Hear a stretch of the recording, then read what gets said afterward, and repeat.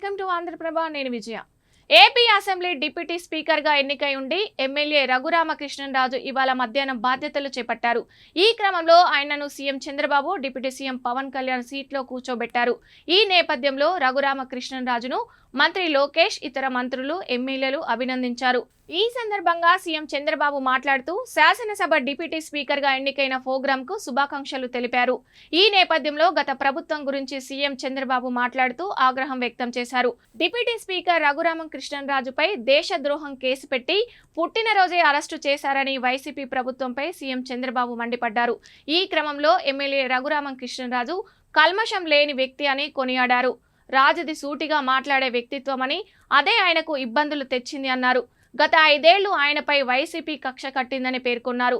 సినిమాల్లో triple R ఎంత సంచలనమో రాజకీయాల్లో ఈ RRR అంతే అని వ్యాఖ్యానించారు. ఈ క్రమంలో స్పీకర్ కుర్చీకే ఆయన నిండుతనం తెచ్చారని సీఎం ప్రశంసించారు.